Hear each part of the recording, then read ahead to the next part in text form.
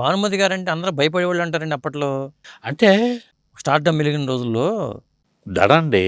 అంటే she's producer, studio owner, writer, music director, music holder, singer, మామూలు extraordinary genius. భారతదేశంలో అటువంటి మనిషి ఎవరు ఆవిడ ఒక్కతే. భారతదేశం మొత్తానికి సినిమానికి స్టోరీ రాసింది, డైరెక్ట్ చేసింది, యాక్ట్ చేసింది, మ్యూజిక్ డైరెక్షన్ చేసింది, ప్రొడ్యూస్ చేసింది, స్టూడియో ఓనర్, పాటలు పాడింది. పాడింది. ఇన్ని రకాలుగా డైనమిక్ లేడీ. అలాగా ఆవిడ ఎక్స్ట్రాడినరీ ఇంటెలిజెంట్ జీనియస్ అనమాట. ఓకే. నాకు చిన్న ఇన్సిడెంట్ చెప్తా, జనం అంతా అదిరిపోతారు. ఆవిడ ఇంటెలిజెన్స్ ఎంత గొప్పదో చెప్పండి.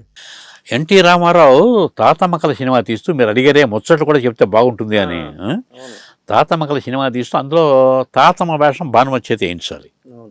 రైటర్ డివి నరసరాజు గారు. డివి నరసరాజు చేత కబుర్ చేశాడు. నరసరాజు గారు వెళ్ళి మాట్లాడండి, ఆవిడకి రెమ్యూనరేషన్ ఎంత ఇవ్వాలో, హీరోయిన్ కదా అని. నరసరాజు గారు వెళ్ళి మాట్లాడారు.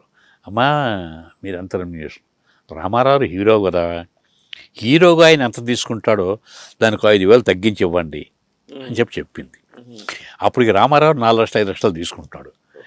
ఆయన ఏం చేశాడు, నేను 2 లక్షలు తీసుకుంటానని చెప్పండి అని 1,90,000కి ఈవిడికి మ్యాటర్ పంపించాడు. ఆవిడ తీసుకోలేదు, ఇంకో 5,000 ఇచ్చి ఆయనకి 2 లక్షలు అయింది కదా, నెక్స్ట్ నేను తీసి అమ్మాయి పెళ్లిలో ఆయన యాక్ట్ చేయాలని చెప్పండి అంది. ఓకే. షాక్. రామారావుకి దిమ్మ తిరిగిపోయింది. ఎంత నరసరాజుకి దిమ్మ తిరిగిపోయింది కదండి. నేను ప్రోగ్రామ్ చేయడానికి 10,000 తీసుకుంటున్నానండి, మన ఇద్దరి మధ్య ఉందనుకోండి, ఇటువంటి డీల్ మీరు ఊహించండి. 10,000 మీకు 5,000 చేస్తానంటే నాకు 3,000కి 2,000 ఇచ్చి ఏమంటే 10,000 చేయండి. చేశాడు ఆవిడ సినిమాలో అమ్మాయి పెళ్ళి. ఆ సినిమాలో చేశాడు రామారావు హీరోగా. మాట అన్న తర్వాత కట్టుబడాలి కదా. అది అలాగా. అది తెలియకుండా ఎందుకు ఆవిడకైనా 4 లక్షలు తీసుకుంటున్నారు అని తెలిసే ఉంటది. అందుకనే పెట్టిందండి బ్రేకు. అందుకనే 5 లక్షలు అంటే నేనేమో 4,95,000 ఇవ్వాలి. అందుకని చెప్పేసి 1,95,000 ఇచ్చాడు కాబట్టి ఇంకో 5,000 ఇచ్చి 2 లక్షలకి ఆయన సినిమాలు యాక్ట్ చేయమన్నాడు. తెల్లబోయాడు అంతే. చాలా తెలివైందండి. దాన్ని బట్టి you can guess the intelligence and intellect of Bhanumathi గారు. మహామేధావండి.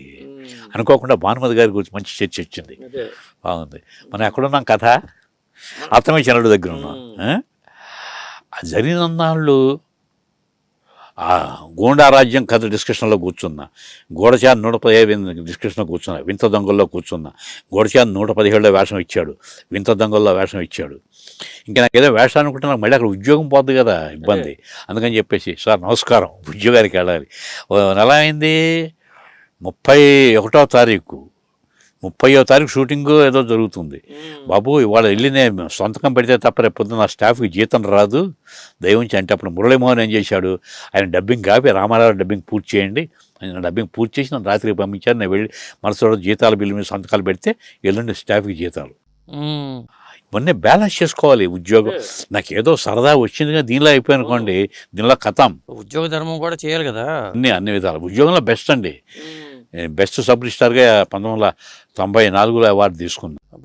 అంటే ఏ రంగంలో ఉన్నా ఆ రంగానికి న్యాయం చేయాలంటే నాకు అవకాశాలు వచ్చాయండి. మా హెడ్ ఉండేవాడు ఎస్ గోపాల్ రెడ్డి, కె గోపాల్ రెడ్డి. ఇటువంటి సందర్భంలో మహానుభావులను అందరూ తలుచుకుంటున్నాను జీవితం కాబట్టి. కె గోపాల్ రెడ్డి గారు ఎప్పుడు ఇన్స్పెక్షన్కి వస్తే నాతో ఇన్స్పెక్షన్ కబుర్లు మాట్లాడేవాడు కాదు.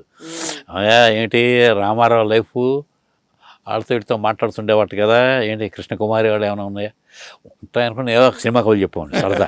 దాంతో ఏంటి అది నేను సిన్సియర్ వర్కర్ని, అది తెలిసిండి నాకు.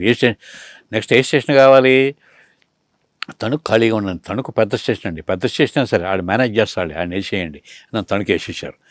తణుకు వేస్తే తణుకు అంటే దడ అందరికీ.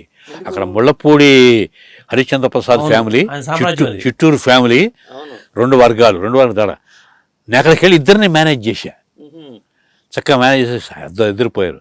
నెక్స్ట్ ఏ స్టేషన్ కావాలి, తాడేపల్లిగూడెం. నాకు ఇంటికి రావడానికి వీలుంటుంది, నాటకాలకు దగ్గరలో ఉంటాయి, ఇలాగనమాట.